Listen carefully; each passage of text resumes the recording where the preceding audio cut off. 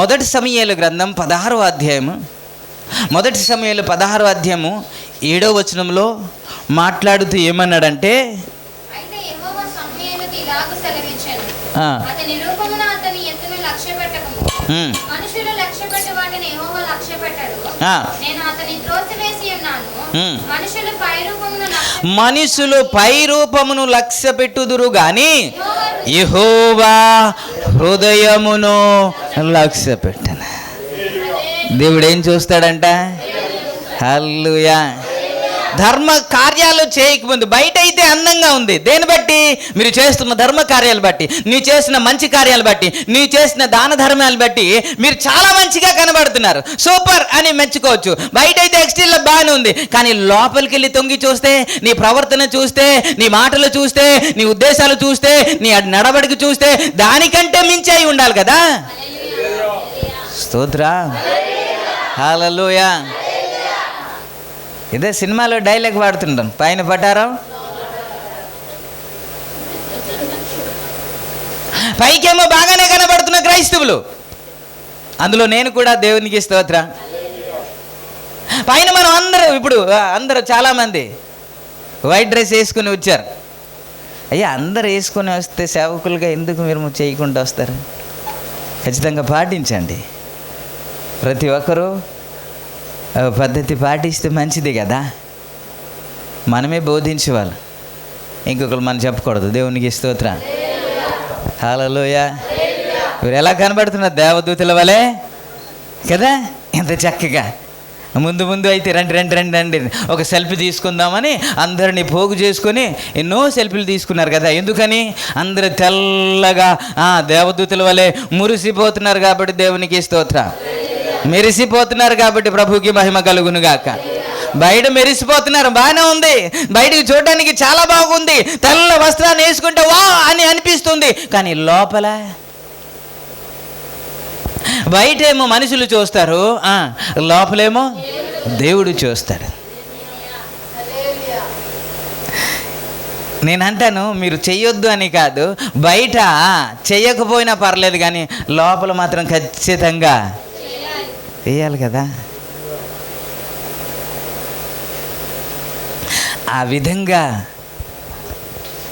ఉంటేనే దేవుని ఇల్లు అనబడుతుంది కదా. Praise the Lord. ప్రభువు నామానికే మహిమ కలుగునుగా.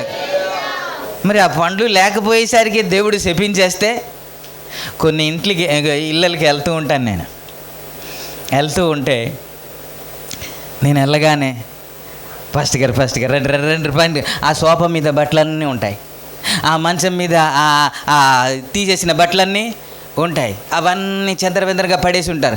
మనం వెళ్ళేటప్పుడు అలా తీసి కూర్చోండి ఫాస్ట్ గారు అంటూ ఉంటారు. మీరు కాదులేండి, మీరు కాదు. ఒక ఇంటికి వెళ్ళాను, డోర్ వెనకాతల హ్యాంగర్ పెడతాం కదండి. దేనికి? డోర్ వెనకాతలు కానీ, డోర్ వెనకాతల గోడకు కానీ హ్యాంగర్ పెడుతుంది. దేనికి అది? మీకు తెలియదా? బట్టలు తగిలించుకోవడానికి, వేసుకున్న బట్టలు కావచ్చు, మురికి బట్టలు కావచ్చు, తగిలించుకోవడానికి.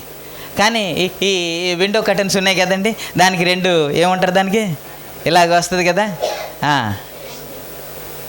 ఈ తీసిన బట్టలు, పాడైపోయిన బట్టలు, మాసిపోయిన బట్టలు దానికి తగిలించారు. దేనికి? విండో కర్టన్స్ ఉన్నాయి కదా, అందులో తగిలించారు. అసలు ఎక్కడ తగిలించాలి చెప్పకూడదు, కానీ చెప్తాను. బాత్రూమ్కి వెళ్ళి స్నానం చేసుకుని వస్తే ఆ మురికి బట్టలో ఏదో ఒక డస్ట్బిన్లో లేకపోతే ఆ డబ్బాలో కానీ ఎక్కడో పెట్టేయాలి, లేకపోతే వాషింగ్ మిషన్లో పడేయాలి. కానీ ఎక్కడ ఉంటాయి? ఆ బాత్రూంలోనే ఉంటాయి. ఇవన్నీ ఎందుకు చెప్తున్నాండి, ఇవన్నీ ఎందుకు అంటాను. ఎవడైనా వెళ్తే గబుక్కున లోపలికి వేస్తే భలేగుంది రూమ్ అంటారు. అలా ఉంటే అరే ఇది చిందరవిందరగా ఉంటేనే మనకి సిరాగా అనిపిస్తుంది కదా. కొన్ని ఇళ్ళకి వెళ్ళగానే సరండి ఫస్ట్ గిరా అంటూ ఉంటా కదా. మీరు లక్ష్మీవారం ప్రేయర్కి వెళ్తున్నారు కదా, ఇంత చక్కగా పేరు చేసి ఉంటుంది కదా. మీరు అనుకుంటారు, అమ్మో ఎప్పుడు ఇలాగే ఉంటుందేమో అనుకుంటారు. కాదు, ఆ రోజే. ఆ తర్వాత రోజు వెళ్ళి చూడాలి, దేవునికి స్తోత్రం.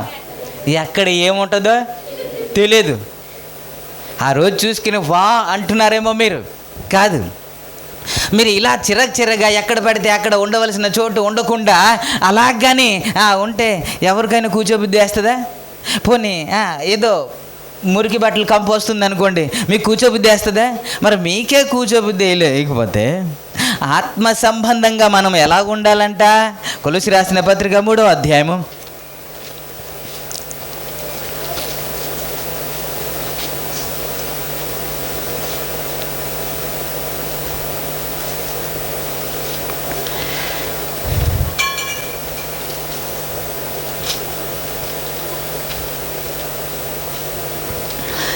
ఎఫెసీయులకు రాసిన పత్రిక 5వ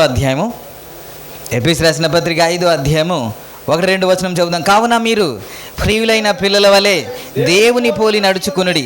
క్రీస్తు మిమ్మును ప్రేమించి పరిమళ వాసనగా ఉండుటకు మన కొరకు తన్ను తాను దేవునికి అర్పణముగాను బలిగాను అప్పగించుకునేను. అలాగుననే మీరును ప్రేమ కలిగి నడుచుకొనుడి అన్నాడు. మీరు కూడా సువాసన కలిగి ఉండాలని, కంపు కొట్టేలాగా ఉండకుండా మీరు ప్రేమ కలిగి ఉండండి అన్నాడు. ఆ విధంగా ఉంటేనే యేసయ్య మన ఇంట్లో నివాసము చేస్తాడంట. ప్రభునామానికే మహిమ కలుగునుగా. హల్లెలూయా. యూదులు పై వరకే బాగానే ఉన్నారు.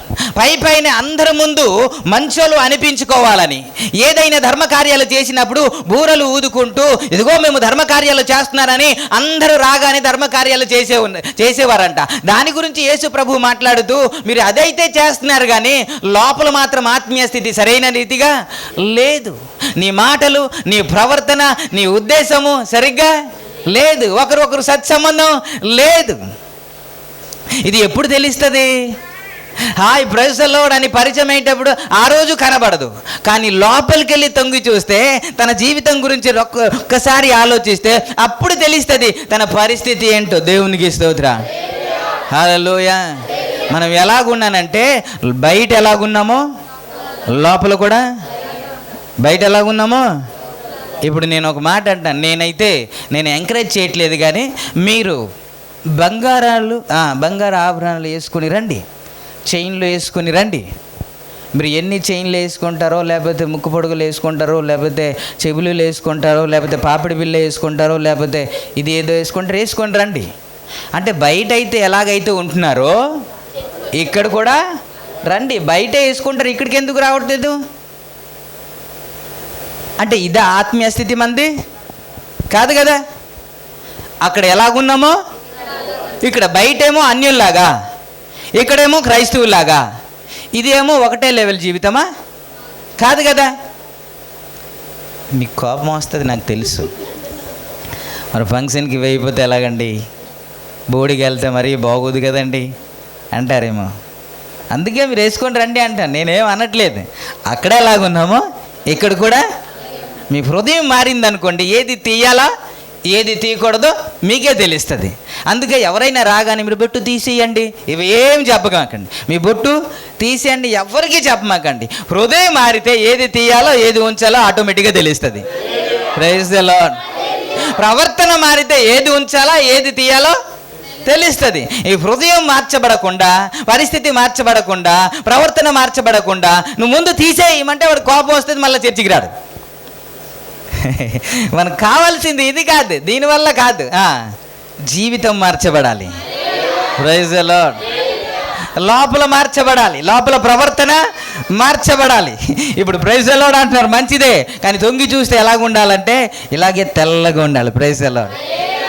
పరిశుద్ధులు శాస్త్రులతో దేవుడు మాట్లాడితే ఏమనంటే, బయటేమో మీరు తెల్లగా ఉన్నారు, లోపలేమో నల్లగా ఉన్నారు. దేవునికి స్తోత్రం. బయట ఎలాగున్నారు? తెల్లగా ఉన్నారు, లోపల మీరు ముఖం మాడిపోయింది. కానీ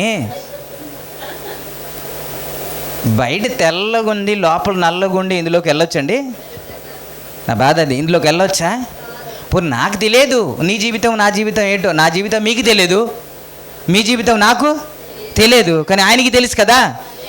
మరి ఆయన ఎదుట మన సరిగ్గా ఉండాలంటే మనుషులైతే పై రూపాన్ని చూస్తాడు, దేవుడైతే అంతరంగాన్ని చూస్తాడు కదా. అంతరంగంలో శుద్ధి చూస్తున్నాడు కదా. అందుకే యేసు ప్రభు వారు మత్తయి సువార్త 5వ అధ్యాయంలో మాట్లాడుతూ హృదయ శుద్ధి గలవారు ధన్యులు అన్నారు కదా. ఆయన హృదయ శుద్ధి గురించి మాట్లాడుకుని బాహ్య రూపమైన శుద్ధి గురించి మాట్లాడలేదు కదా. కొంతమంది పరిచయులు ఏమిటి అడుగుతున్నారు, మీ శిష్యులేంటి చేతులు కడుక్కోకుండా భోజనం చేసేస్తున్నారు అని అంటే ఆయన వారంతా పై రూపం చూస్తారు. అంటే బయటికి వెళ్ళి రాగానే కాలు కడుక్కోవాలో, భోజనం చేసేటప్పుడు చేతులు కడుక్కోవాలి, ఇలాంటి పద్ధతి వారు పాటిస్తూ ఉన్నారు. ఎప్పుడైతే శిష్యులు పాటించలేదో, మీ శిష్యులేంటి పాటించట్లేదు అన్నారు. యేసుక్రీస్తు బోధించింది ఏంటి అని అంటే మొదట ఇది కాదయ్యా, అంతరంగాన్ని శుద్ధి చేయబడాలి.